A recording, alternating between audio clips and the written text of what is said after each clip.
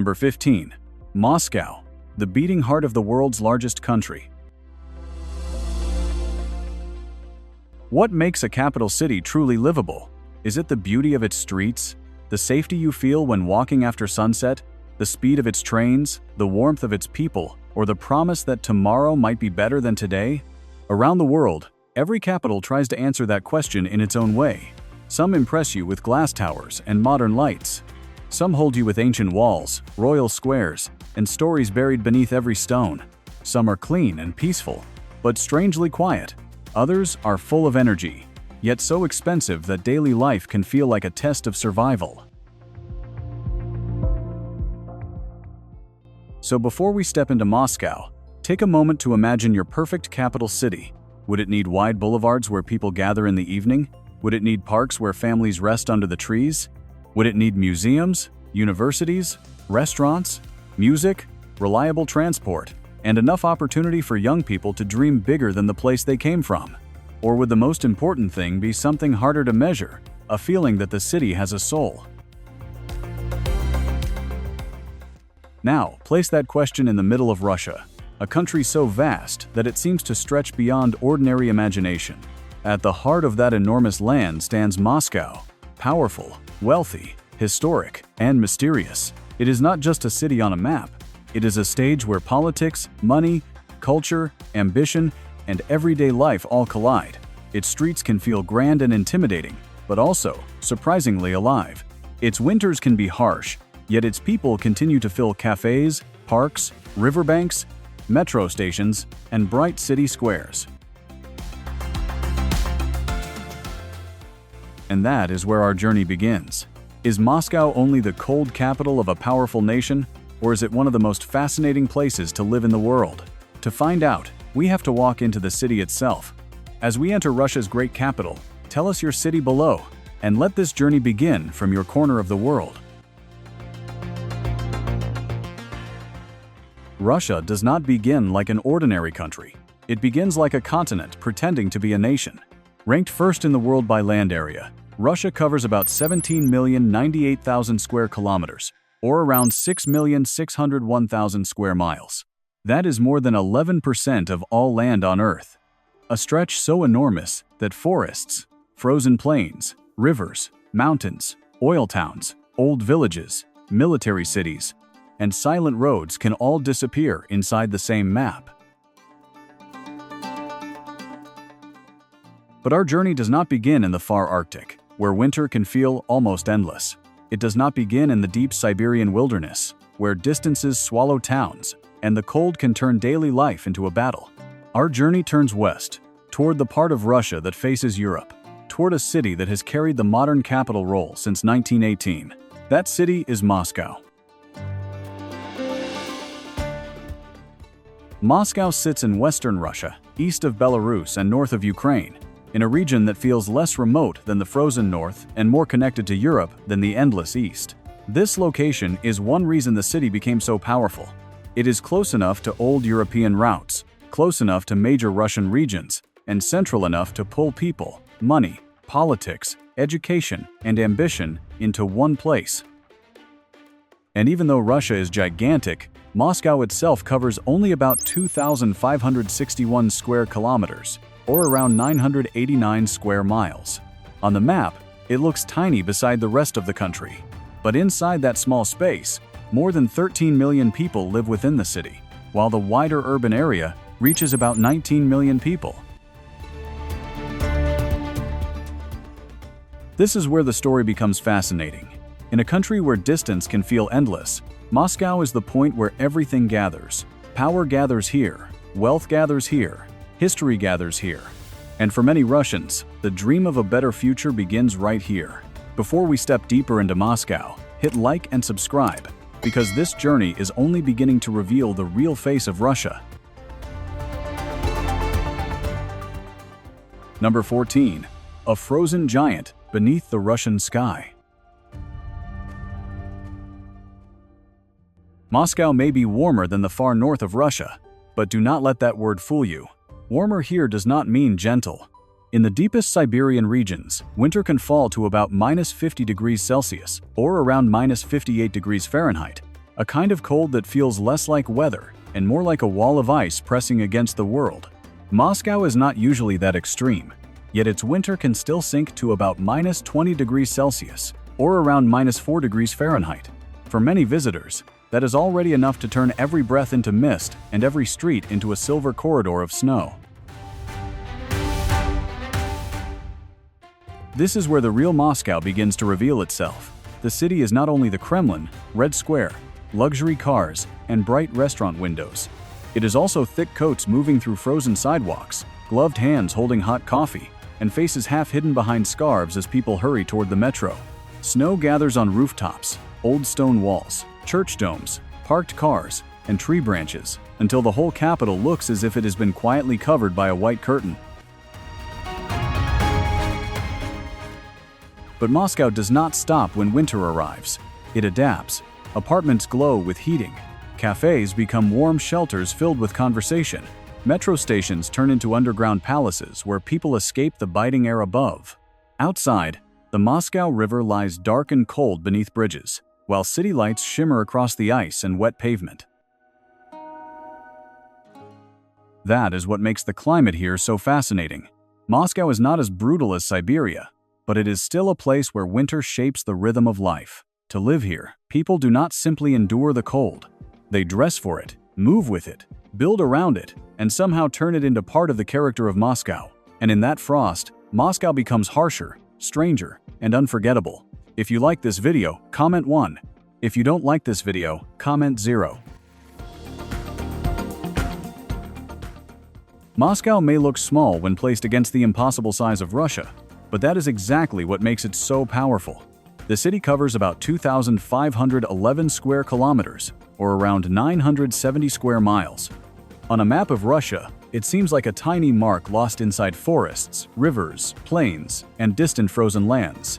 But when you step inside that mark, you find one of the most crowded, active, and influential cities in Europe.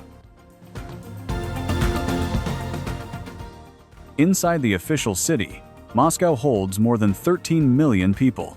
Across the wider urban area, that number rises to about 19 million people, almost like an entire country compressed into one capital region. To understand the scale, compare it with St. Petersburg, Russia's second great city, which has about 6 million residents. St. Petersburg is large, elegant, and historic, but Moscow feels heavier, faster, and more demanding, as if the whole nation is breathing through its streets. This density explains why Moscow rises upward. High apartment blocks, business towers, shopping centers, office buildings, and glass-covered skyscrapers stand beside older stone streets and Soviet-style avenues. The city does not have endless empty space to waste. It has to stack life vertically, floor above floor, window above window, family above family. During the day, Moscow moves like a giant machine. Millions of people leave their apartments, enter metro stations, sit in traffic, rush to offices, walk to universities, eat in cafes, shop in busy districts, and meet friends beneath tall buildings. Every road, train, platform, elevator, and sidewalk seems to carry a piece of the city's weight. That is why Moscow feels larger than its actual size.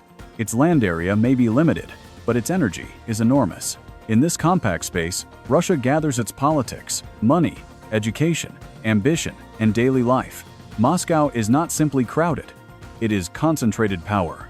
If you are enjoying this journey through Moscow, hit like and subscribe, because there is still so much more to discover. Number 13. The price of living in Moscow's golden shadow.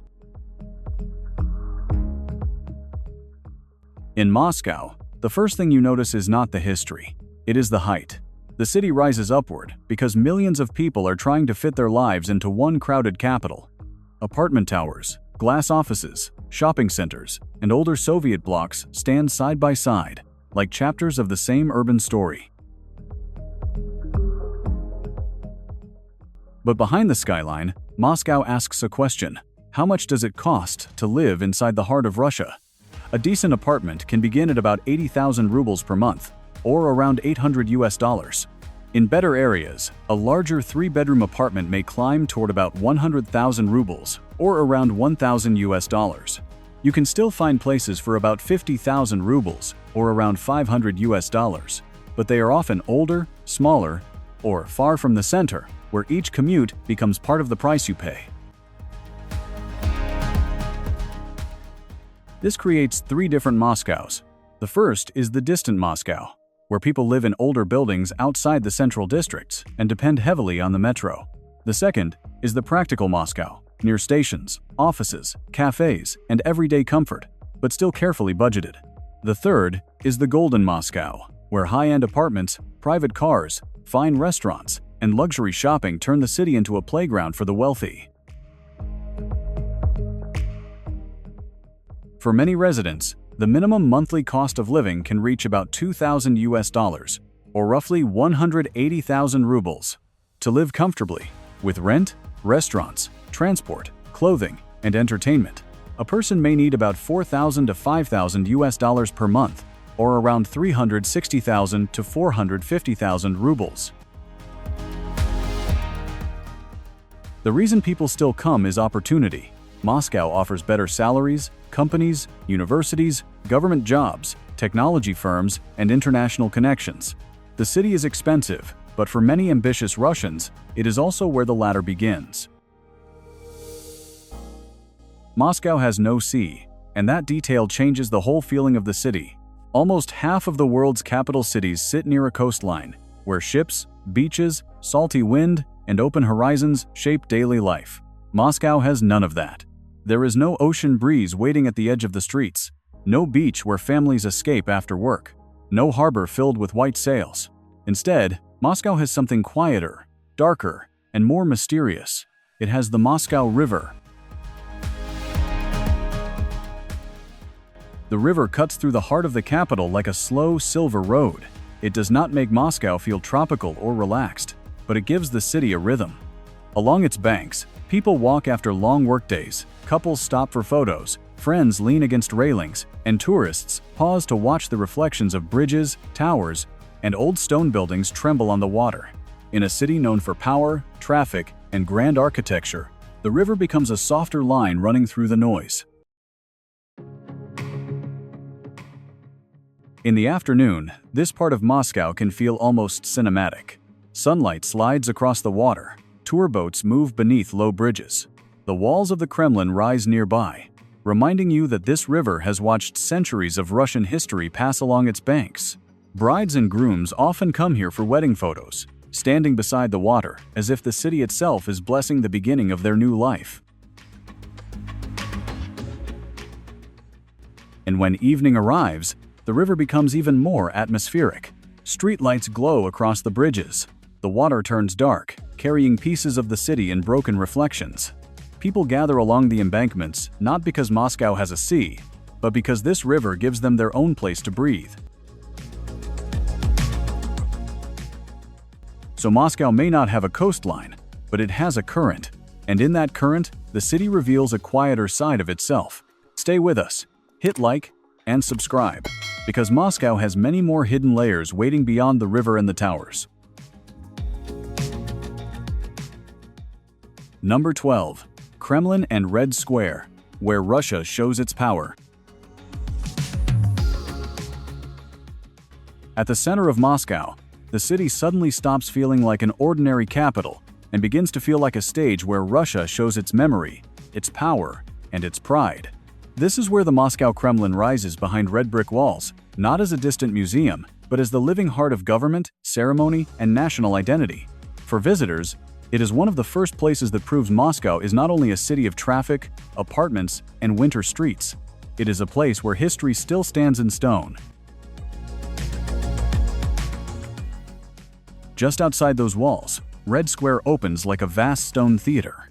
Its cobblestones seem to hold the footsteps of Tsars, soldiers, Soviet parades, world leaders, local families, and travelers who arrive with cameras in their hands. The square is clean, wide, and strangely dramatic, as if every building around it has been placed there to remind you that Moscow has never been a quiet city. It has always wanted to be seen. Then your eyes find St. Basil's Cathedral, and the whole scene becomes unforgettable. Its colorful domes rise like flames, candy, or painted crowns above the square. They are playful from a distance, but closer up, they feel almost unreal, as if a fairy tale had been built in the middle of political power.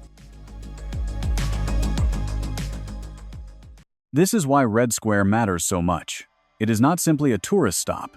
It is a meeting point between old Russia, Imperial Russia, Soviet Russia, and the modern Russian state. On celebration days, it becomes a place of speeches, music, military ceremony, and national performance. On ordinary days, it becomes a place where people walk slowly, take photos, and try to understand how one square can carry so many layers of time. If Moscow has a face that the world instantly recognizes, it is here.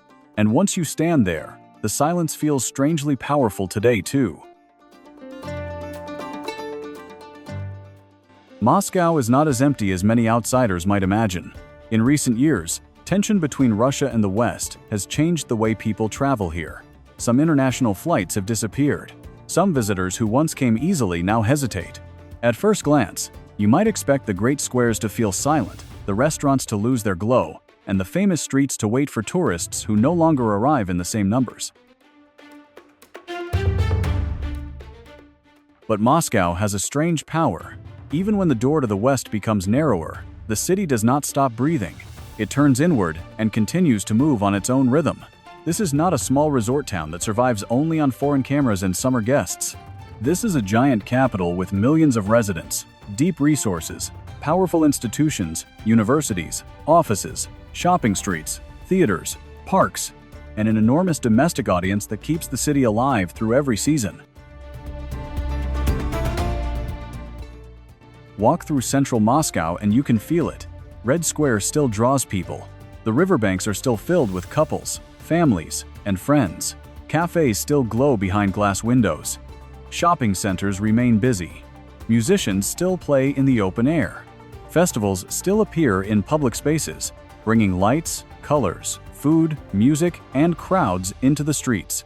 For locals, these events may feel normal, but for a visitor, they reveal something important. Moscow does not wait for the outside world to approve it. That is what makes this part of the journey so fascinating. Political distance may have changed the faces you see in tourist areas, but it has not emptied the city. Moscow is still crowded, confident, and restless. It moves like a machine during the day and glows like a stage in the evening. Even with fewer foreign tourists, the capital remains full of life, as if the city itself refuses to become quiet. That is why its silence never truly arrives. What is the weather like where you are today? Comment 2 if the sun is shining, and comment 3 if the rain is falling. Number 11. The streets where Moscow comes alive. In summer, Moscow changes its face completely. The same city that can feel heavy with history and cold stone suddenly opens like a stage under a bright northern sky. People leave their coats behind, step into short sleeves, and fill the streets with a kind of energy that feels almost surprising for a capital so often imagined as severe. Begin at the square, where footsteps move across clean stone and cameras rise toward familiar towers. Then follow the crowd into nearby streets, where friends walk in groups, couples stop for photos, and strangers pause beside flower beds, as if the city itself has invited them to slow down. Moscow does not feel lonely in this season. It feels social, restless, and young. The parks become outdoor living rooms. Benches fill with conversations. Children run between trees. Students sit on the grass with drinks, phones, and quiet plans for the evening. In cafes, windows stay open, voices spill onto the sidewalks, and the smell of coffee mixes with summer air. Even if you came expecting only politics, palaces, and power, Moscow gently interrupts that idea with laughter, music, and ordinary human warmth. As the afternoon moves toward evening, the city becomes even more alive. Street musicians appear near busy corners. Photographers look for perfect backdrops. Friends gather along the riverbanks, watching the water catch the last light. The Moscow River reflects bridges, buildings, and passing boats, turning the capital into something softer than its reputation. Then the lights come on, restaurants glow, sidewalks grow crowded, people continue walking as if the day is not ready to end. This is the Moscow many travelers do not expect, not frozen, not silent, not only powerful. In summer, Moscow becomes a city of movement, friendship, festivals, and bright streets, where every corner seems to whisper, "Keep walking. There is more to see just beyond the next glowing corner ahead tonight." In central Moscow, the city does not only show itself through buildings, it shows itself through people, cameras, clothes, and the quiet confidence of those who know they are part of the scene. Walk near the busy squares, along elegant streets, or beside the river, and you may notice something unusual. Photography is not just a tourist habit here. It feels like part of the daily rhythm. Professional photographers often appear in lively areas with large cameras, searching for the perfect angle between old architecture and moving crowds. Some offer quick portraits to visitors. Others photograph locals who arrive already dressed as if the street itself were a studio. A stone wall, a golden dome, a bridge, a cafe window, or a quiet park path can suddenly become a background for a picture that looks carefully planned. What makes this culture interesting is not only beauty, but presentation. Many people in Moscow dress with care even during ordinary daytime walks. You see long coats, clean shoes, soft colors, dark jackets, fitted dresses, polished handbags, and carefully arranged hair. Some looks feel classic, almost European. Others feel modern and bold. In the same street, you may see a student with a simple backpack, a young woman posing near a fountain, and a businessman crossing the pavement in a sharp suit. This is a better way to understand Moscow than simply talking about appearance. The city has a strong visual culture. People know that Moscow is full of dramatic backdrops, and they use the city as part of their personal story. Every corner can become a frame. Every walk can become a small performance. So when you see someone stop suddenly for a photo, do not think it is only vanity. In Moscow, photography is a way of belonging to the city, of saying, "I was here, and for a moment, this grand capital became mine today too." Number 10. Young dreams in a city that never slows down. Moscow is not a city you understand in one layer. You have to move through it from morning to night, because every hour reveals a different face. In the morning, the capital feels serious and monumental. People hurry through metro entrances, office towers, catch the early light, and the old stones of famous squares remind you that this is still the political heart of Russia. By afternoon, the mood begins to soften. Parks fill with families, students, and groups of friends who sit beneath trees with coffee, snacks, and long conversations. Along the riverbanks, people walk slowly, watching boats pass under bridges while the city reflects on the water behind them. If you want food, Moscow answers quickly. There are countless restaurants, from simple local cafes to elegant dining rooms where the windows glow and the tables feel like part of a film scene. Then evening arrives, and another Moscow wakes up. Music slips from open doors, streets brighten, young people gather outside restaurants, luxury cars pass through fashionable districts, and the sidewalks become places to meet, watch, talk, and be seen. The city has clubs, lounges, theaters, shopping streets, and quiet corners where strangers can become friends over a shared table or a late walk. This is why Moscow feels so international. It is not only about history, power, or cold winters. It is about options. One person can spend the day inside museums and metro stations, another can rest in a park, another can search for business contacts, and another can follow the lights into the night. Moscow offers movement, variety, and human connection. For travelers, it becomes a city of discovery. For residents, it becomes a daily maze of choices. And somewhere between the cafes, parks, music, and bright avenues, you begin to understand why so many people are pulled into its rhythm again and again. long after the last train disappears below. Moscow is not only a city of officials, billionaires, marble stations, and glowing towers. It is also a city where young people arrive with backpacks, suitcases, nervous eyes, and dreams too large for the towns they left behind.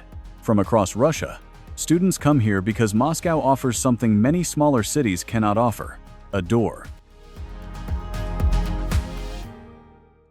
The capital is home to about 13 universities, and many of them are connected to science, engineering, technology, economics, and international careers. For a young person from a distant region, that number is not just a statistic, it is a map of possible futures.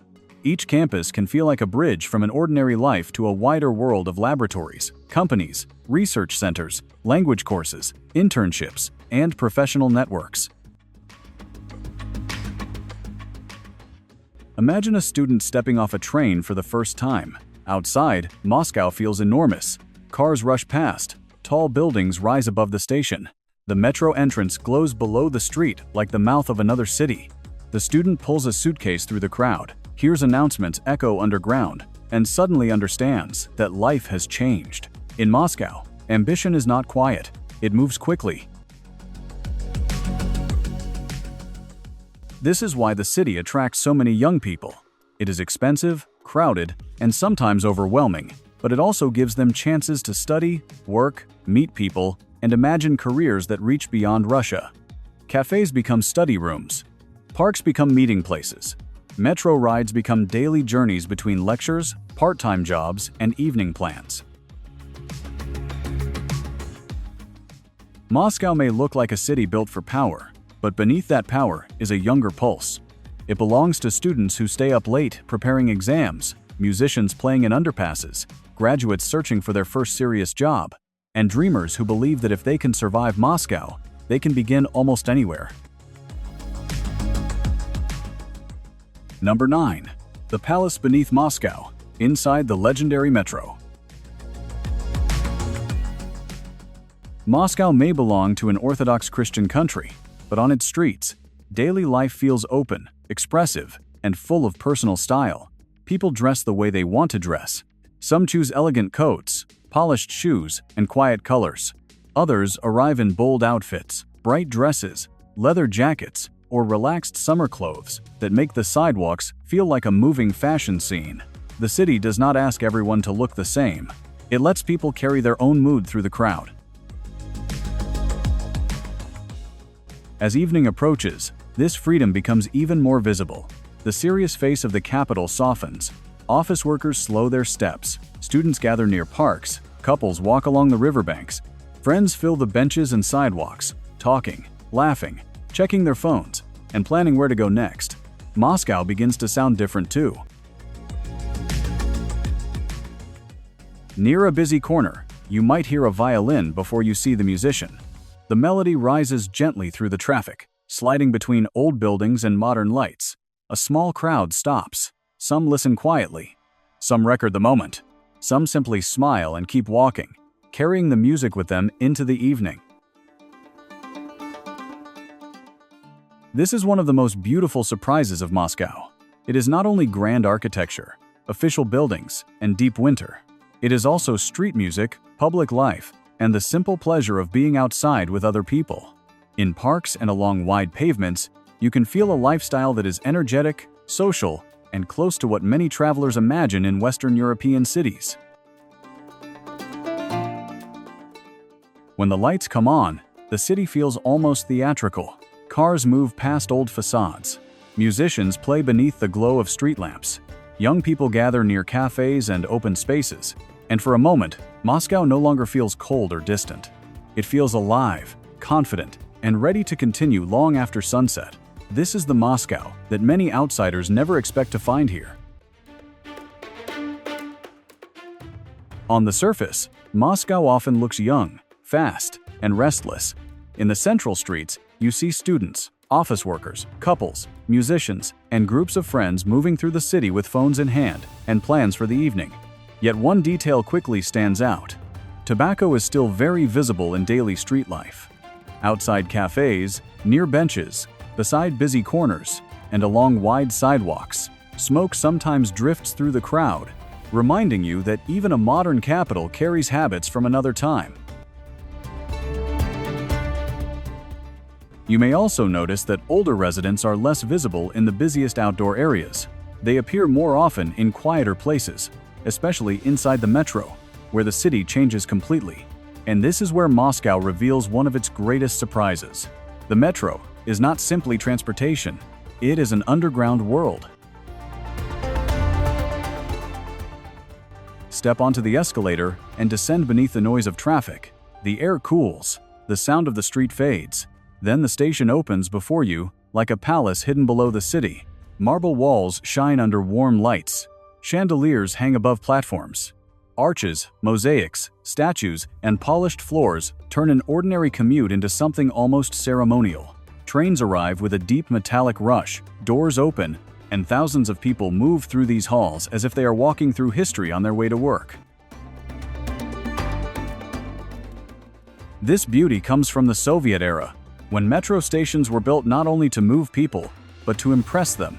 Each station feels like a message carved into stone, saying that, even underground, the capital must look grand. For travelers, the Moscow Metro is one of the best ways to understand the city. Above ground, Moscow shows power, traffic, and ambition.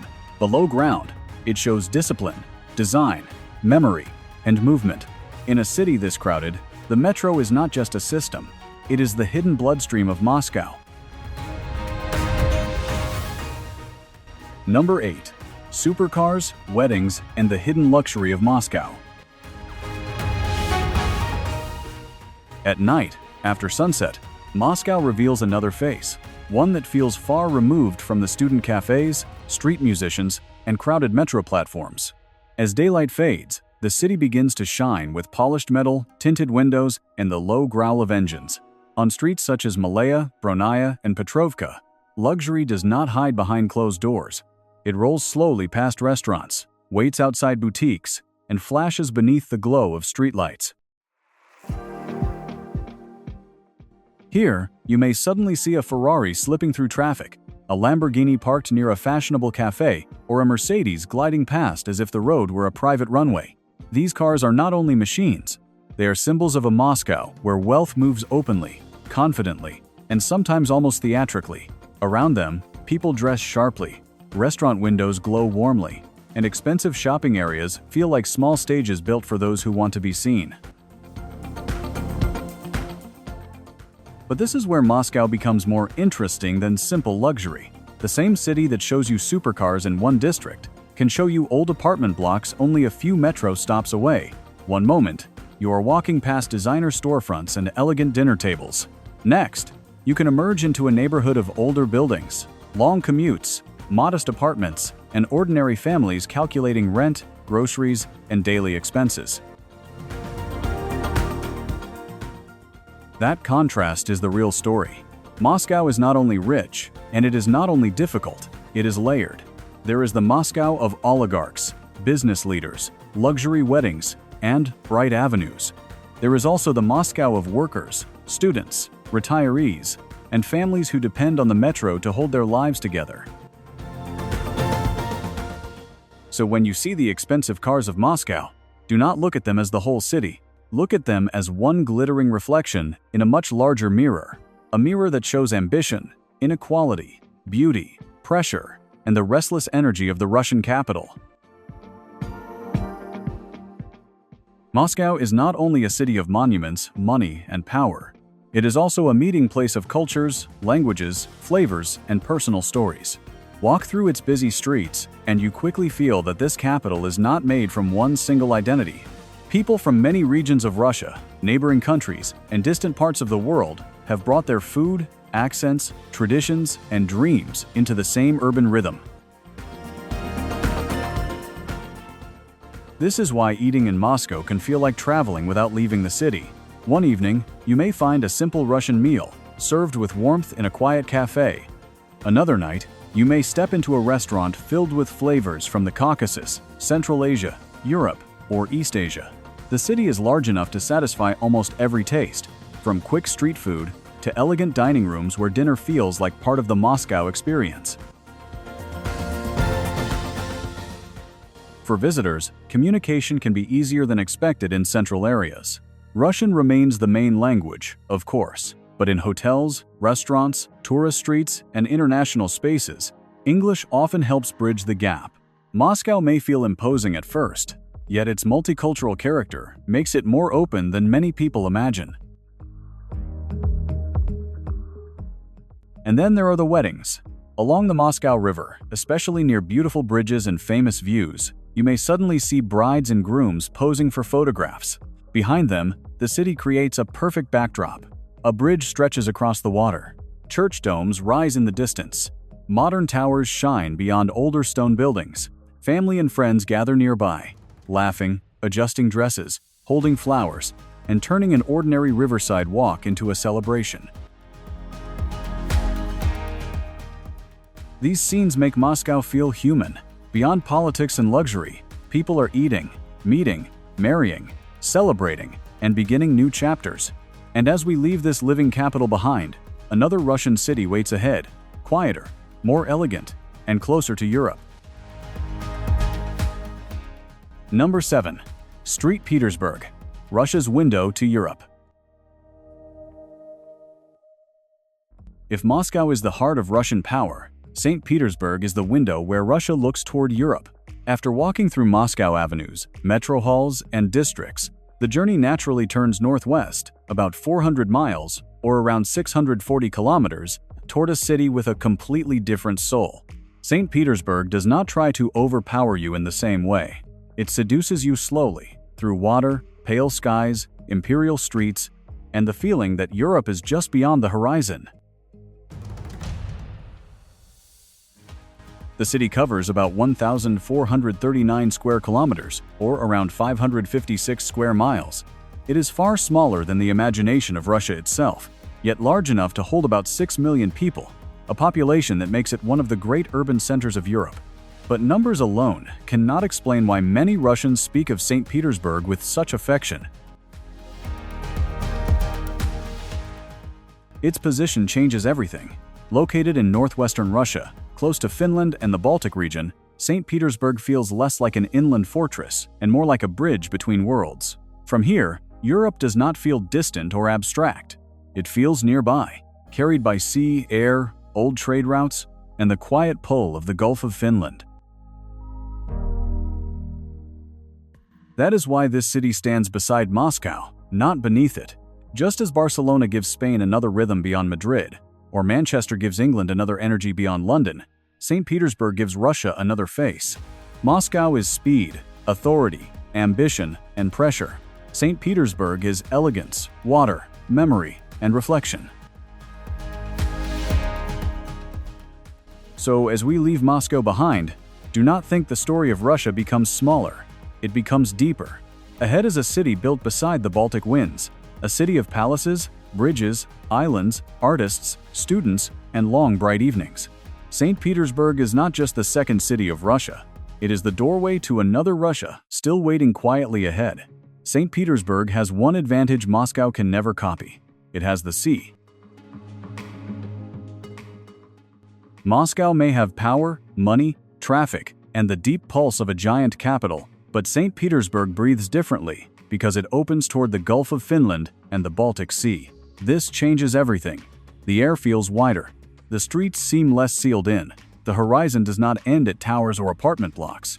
Somewhere beyond the canals and stone embankments, there is salt air, ships, ports, beaches, and the quiet promise of Europe.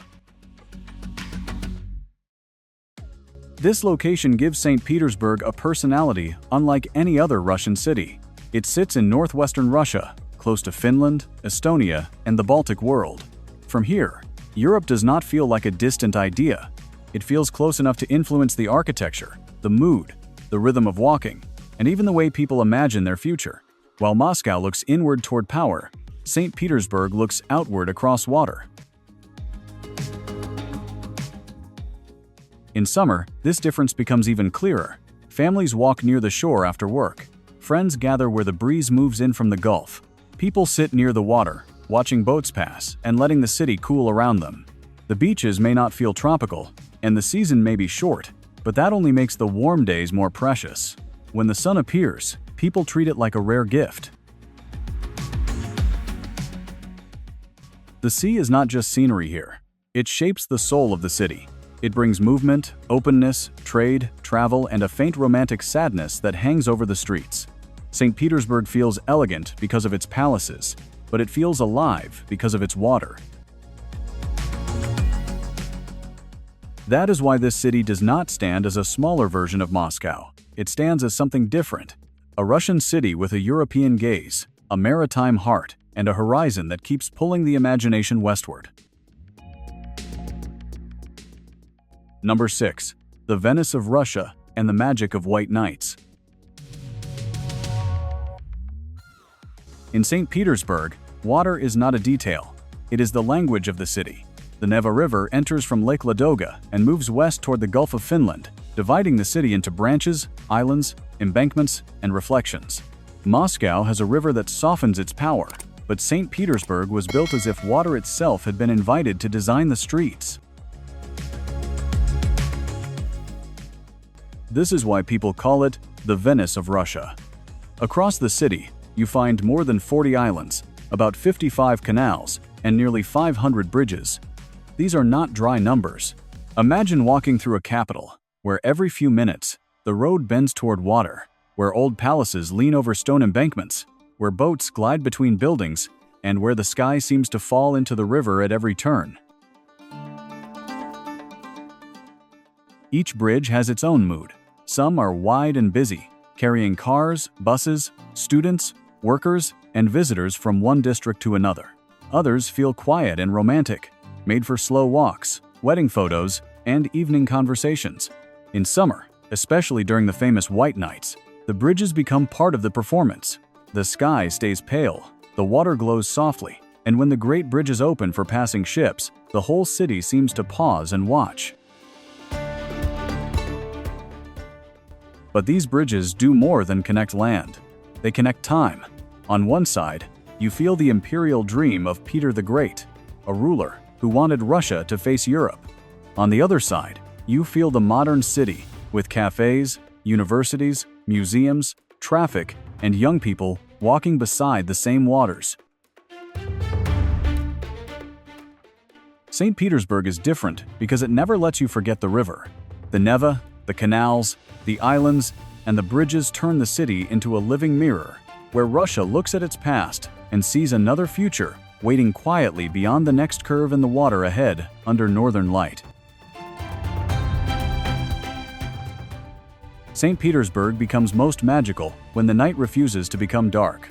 During the White Nights, from May to July, the city enters a season that feels almost unreal. Because it lies far north, close to the edge of the Arctic world, the sun does not fully disappear. Daylight can last for more than 19 hours, or almost an entire waking day, and even near midnight, the sky may remain pale, blue, silver, and softly glowing. This is not an ordinary summer. It is as if the city has been given extra time to live. Along the Neva River, people walk slowly beside the water, watching bridges, palaces, and old stone embankments shine under a strange northern light. The air feels cool, the streets stay awake, and the river reflects a sky that seems unable to close its eyes. For travelers, this moment can feel like stepping into a dream that belongs only to St. Petersburg. Music drifts from public squares, friends gather near canals, couples stand on bridges as boats move below them, cafes remain lively, festivals fill the evenings, and the whole city seems to whisper that sleep can wait. The most unforgettable scene comes when the great bridges open for passing ships. Crowds gather along the embankments, phones rise into the air, and the Neva becomes a dark mirror beneath the bright night. Above it, the sky is not day and not night, but something in between, a mysterious hour that makes St. Petersburg feel suspended outside normal time. This is why the White Nights are more than a natural phenomenon. They are the soul of the city in summer. For a few precious weeks, St. Petersburg does not simply stay awake. It glows, celebrates, remembers, and invites every visitor to wonder how night itself can become beautiful. And once you see it, ordinary darkness feels different for the rest of the journey ahead. Number 5. The city built by an emperor and tested by war. St. Petersburg did not rise from comfortable ground. It was forced into existence from marsh, mud, water, and ambition. In the early 18th century, Peter the Great looked toward Europe and imagined a new Russian city that would not hide from the West, but face it directly. What he saw was not yet a capital. It was a wet, difficult landscape near the Baltic, where cold winds moved across low ground and water seemed to rule everything. But Peter wanted more than a city. He wanted a statement. Inspired by European capitals and by the canals of Venice, he began shaping St. Petersburg into Russia's grand window to Europe. Stone by stone, canal by canal, street by street, a swamp became an imperial stage. Palaces rose where marshland had been. Bridges crossed waters that once made the land feel impossible. Wide avenues opened like corridors of power, leading the eye toward churches, government buildings, and elegant facades. For about 200 years, St. Petersburg served as the capital of the Russian Empire. That means the city was not only beautiful, it was the place where decisions, ceremonies, royal lives, foreign visitors, and imperial dreams gathered. Every palace wall and every canal seems to whisper that Russia once tried to reinvent itself here. This is why St. Petersburg feels different from many historic cities. It did not simply grow slowly from an old village. It was designed with purpose, almost like a challenge to nature itself. The city tells you that power can build over water, that ambition can reshape mud into marble, and that a ruler's dream can become streets where millions now walk. When you visit St. Petersburg, you are not only looking at architecture. You are walking through an idea, the idea of Russia reaching westward, reflected in every canal and glowing stone beneath the pale northern sky that still feels quietly imperial. St. Petersburg is beautiful, but its beauty is not light. Beneath the palaces, canals, and pale northern skies, there is another name that still echoes through the city: Leningrad. During the Soviet era, St. Petersburg carried that name, and during the Second World War, it became one of the most powerful symbols of endurance in modern history. The city was surrounded for about 900 days, or nearly 2.5 years. Imagine that length of time not as a number, but as hundreds of frozen mornings, empty kitchens, silent streets, and families trying to survive, while the world outside the city pressed in like a wall. The same avenues that now welcome travelers, students, artists, and wedding photographers once carried hunger, fear, and exhaustion. The same rivers and canals that shine so beautifully under the white nights once reflected a city fighting simply to remain alive. Winter made everything harder. Food became precious. Warmth became a memory. Yet Leningrad did not surrender. That is why St. Petersburg feels different from a city that is only pretty. Its elegance has weight. Its stones remember. Its museums, monuments, and quiet courtyards carry the shadow of people who endured more than most visitors can imagine. After the Soviet Union collapsed, the city returned to the name St. Petersburg in 1991, but Leningrad did not vanish completely. It remains inside the memory of the people, inside the stories passed between generations, and inside the silence that sometimes falls between the sound of traffic and the movement of the river. So when you walk here, do not only look at the facades. Listen. Behind the beauty, behind the bridges, behind the music of the streets, St. Petersburg is telling you that survival can become part of a city's soul forever. That quiet strength makes every canal, square, and winter shadow feel deeper than any ordinary tourist view. Number 4. Nevsky Prospect and the beauty of everyday life. St. Petersburg reveals its beauty not by shouting, but by letting you walk slowly into it. After Moscow, with its scale, pressure, towers, and political weight, this city feels softer, more artistic, and more carefully composed. Its streets do not simply carry traffic, they carry memories. They carry imperial ambition, old elegance, and the quiet rhythm of a city that has learned how to turn daily life into scenery. At the center of that feeling is Nevsky Prospect, the great avenue often described as the lifeline of St. Petersburg. Walk along it, and the city begins to unfold like a painted corridor. Historic facades rise on both sides, many in pale white, warm brown, soft yellow Chongjan, and classical stone. Windows repeat in graceful patterns. Churches appear between shops. Cafes glow behind glass. People move beneath the architecture as if they are walking inside a living museum. What makes Nevsky Prospect so powerful is not only its beauty, but its balance. It is grand without feeling cold, busy without feeling chaotic, old without feeling forgotten. Cars pass, pedestrians cross, students hurry toward classes, tourists lift cameras, and locals continue their ordinary day under buildings that look as if they were designed for a royal procession.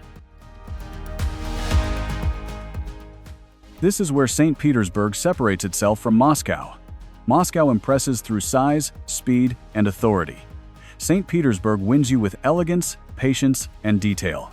It invites you to notice doorways, balconies, statues, reflections, and the soft light that slides across the walls during summer evenings. By the time you reach the next corner, the city has already changed shape again. A church dome appears, a canal opens, a street musician begins to play, and suddenly, St. Petersburg no longer feels like a place you are visiting. It feels like a beautiful story slowly allowing you to enter, and every step seems to reveal another quiet secret behind the stone walls ahead. In St. Petersburg, social life does not hide behind doors. It spills into parks, canals, sidewalks, and open squares, especially when the evening light softens the old buildings and the city begins to breathe more slowly. Like Moscow, this is a place where people enjoy being outside, meeting friends, taking photos, and turning ordinary streets into small stages of daily life. But here, the mood feels more romantic, more artistic, and a little more poetic. Walk through a park on a weekend, and you may see groups of friends sitting on the grass, sharing drinks, laughing over messages, or scrolling through their phones while music floats nearby. Someone brings a guitar. Someone poses for a photo beneath the trees. A couple walks past in careful outfits, searching for the perfect background along a canal. Not far away, a bride and groom may stand beside the water, with old facades behind them and the soft northern sky above, turning a simple photo session into a scene that feels almost cinematic. Phones are everywhere, but they do not make the city feel distant. Instead, they become part of how people remember the moment. A bridge, a statue, a cafe table, a sunset over the Neva. Each image becomes proof that they were here, inside this elegant city, living one more beautiful evening. As night approaches, public spaces grow warmer with sound. Street performers appear near busy corners. Artists sketch faces.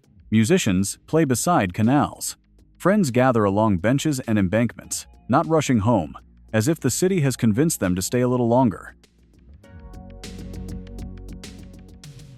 This is the social heart of St. Petersburg. It is confident like Moscow, but softer.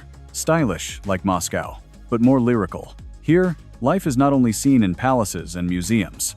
It is seen in people, their voices, their photos, their music, and the way they fill the city with presence each night. Number 3. Museums, students, and the expensive soul of St. Petersburg. St. Petersburg is not only a city you visit with your eyes, it is a city you enter with your imagination. Every canal, palace, wall, church dome, and museum doorway seems to whisper that art here is not decoration. It is part of daily life. This is why St. Petersburg is often called the cultural soul of Russia. The city is filled with museums, theaters, cathedrals, galleries, universities, and historic sites, each one adding another layer to its identity. Among them, the Hermitage Museum stands like a treasure chest of world civilization. Set inside the Winter Palace, it does not feel like an ordinary museum. It feels like walking through the private memory of an empire. Room after room, golden halls, painted ceilings, marble staircases, and priceless artworks make visitors feel as if Russian royal history is still breathing behind the walls. Then there is Kazan Cathedral, one of the most impressive religious landmarks in the city. Its grand curve opens toward Nevsky Prospect like an embrace, pulling the street into its own quiet ceremony. Around it, people walk, take photos, meet friends, and continue their day beneath architecture that feels both sacred and public. But St. Petersburg is not only a place for travelers, it is also a city of students, thinkers, and researchers. St. Petersburg State University is one of its most respected institutions, and the wider city has long attracted young people who come to study, create, and build their future. In this way, the city does not live only in the past, it keeps producing new ideas. That is the magic of St. Petersburg. You can admire it as a museum city, but you can also feel it as a living classroom. Here, beauty teaches, history speaks, and education turns the old imperial capital into a place where the future is still being written. St. Petersburg looks elegant from the outside, but living inside that beauty has a price.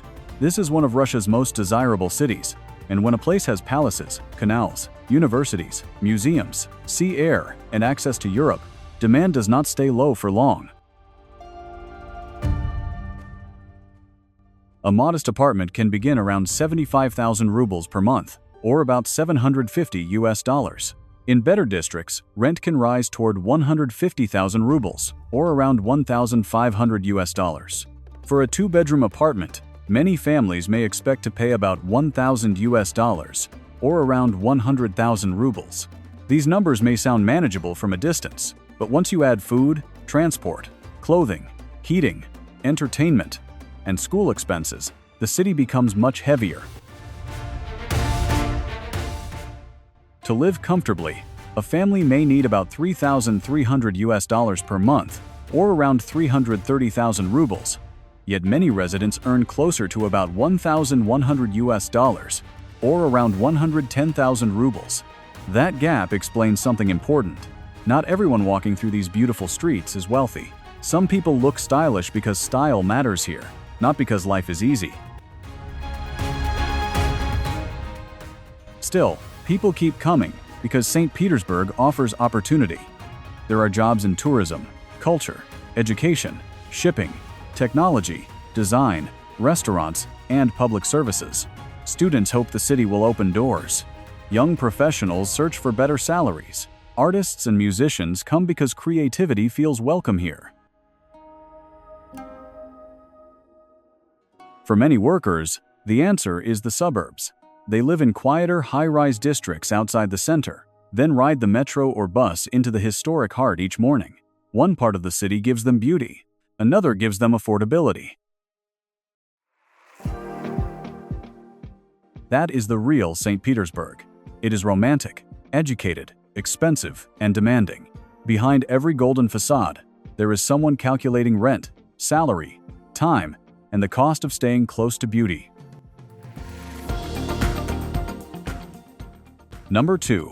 Rain, Russian words, and life below the streets.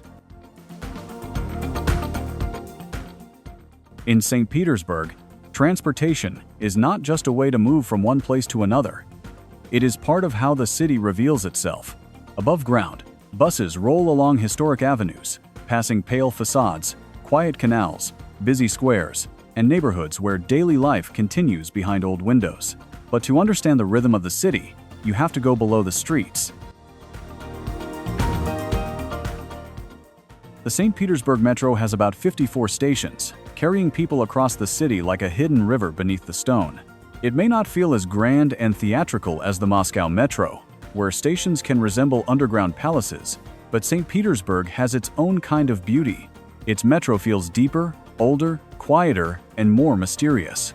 Long escalators pull you down into the earth, away from rain, traffic, and wind. Then the platforms appear, decorated with marble, lamps, columns, and Soviet-era details that make an ordinary commute feel like a journey through another time. For residents, this system is essential. It connects homes, universities, workplaces, museums, markets, and distant districts. For travelers, it becomes part of the experience itself. You do not simply ride the metro. You descend into the hidden structure that keeps the city moving. Buses complete the picture above ground, especially around central streets like Nevsky Prospect, where the city feels alive from morning until evening. They carry students, workers, families, and visitors through the everyday surface of St. Petersburg. And if you want to connect this city with Moscow, the journey is surprisingly simple. A train between Moscow and St. Petersburg takes about 5 hours, turning Russia's two greatest urban worlds into neighbors on the same rail line. One city gives you power and speed, the other gives you water, elegance, and memory. The train between them feels like a bridge between two different Russian souls. St. Petersburg is beautiful through a camera lens, but life here asks for patience beyond the picture. The city stands close to Europe, and compared with many other Russian regions, visitors may find more people who understand English in hotels, restaurants, museums, and busy central streets, yet Russian remains the true language of daily life. The moment you leave the main tourist paths, menus, signs, notices, apartment listings, bus information, and small shop windows return to Cyrillic. For a traveler, that can feel exciting, like decoding a secret alphabet in a city of canals and palaces. For someone planning to live here, it can become a real challenge. You may know where you want to go, but the street sign looks unfamiliar. You may want to rent an apartment, buy medicine, take a bus, or ask for help. But every simple task requires a little more courage. St. Petersburg rewards curiosity, but it does not always make things easy. Then comes the weather. This city is not only romantic because of its water, it is also gray, damp, windy, and often rainy. The sky can stay low above the rooftops, turning the canals into dark mirrors and the streets into long reflections of stone and cloud. Summer is precious, but short. When the sun appears, people fill parks, embankments, and beaches as if they are catching a rare gift before it disappears. To love St. Petersburg fully, you must love more than its palaces and white nights. You must learn to accept the sudden rain, the cold wind from the Gulf, the wet pavements, and the mysterious Cyrillic words glowing on signs after dark. This is not a city that gives itself away quickly. It tests you first, then slowly lets you belong, revealing beauty to those patient enough to read its skies, its language, and its quiet northern mood, one rainy street at a time. Number 1. The Russia most travelers never see. After Moscow and St. Petersburg, it is tempting to think we have already seen Russia. One city shows power, money, traffic, skyscrapers, deep metro halls, and the heavy rhythm of a capital. The other shows canals, palaces, sea wind, white nights, art, rain, and the elegant memory of Europe. Together, they feel like two great doors into the Russian story. But Russia is far too large to be understood through only two cities. Behind Moscow and St. Petersburg lies a country of many faces, stretched across about 17,098,000 square kilometers, or around 6,601,000 square miles. That size is not only a number. It is a world of forests, steppe, mountains, rivers, mining towns, university cities, republics, cultures, languages, and landscapes that many travelers never reach. Go east, and the map begins to open. Yekaterinburg stands near the Ural Mountains, where Europe and Asia seem to meet across stone and forest. Kazan brings a different rhythm, shaped by Tatar culture, Islamic architecture, Orthodox churches, and a river city atmosphere that feels unlike Moscow or St. Petersburg. Nizhny Novgorod rises where great rivers meet, carrying old merchant history, hilltop views, and the quieter confidence of a city that once mattered deeply to Russian trade. These places remind us that Russia is not one image. It is not only Red Square, luxury cars, imperial palaces, or white knights. There is also regional pride, local food, distant train stations, small apartments, wide rivers, winter markets, factory towns, student streets, and people building ordinary lives far from the famous postcards. So Moscow may show the strength of Russia, and St. Petersburg may show its European soul, but beyond them waits a larger Russia, less polished, less familiar, and perhaps even more mysterious, still quietly waiting beyond the edges of every familiar tourist map today. And that is where the next journey begins. If you enjoy city videos like this, you can support the channel by liking this video and subscribing to watch future content. See you in the next video. Goodbye. Hello everyone, and welcome to our travel channel. We are two passionate girls behind this journey, working together to explore beautiful places, unique cultures, local food, and inspiring stories from around the world. Every video we create is made with care, from researching destinations and planning, editing, and sharing the best moments with you. Our goal is to bring you closer to the world, one journey at a time, and help you discover places you may have never seen before. If you enjoy our travel videos, please support us by giving this video a like, subscribing to our channel, and turning on the notification bell so you will not miss our next adventure. Your support means so much to us and motivates our team to keep exploring and creating more amazing travel stories for you.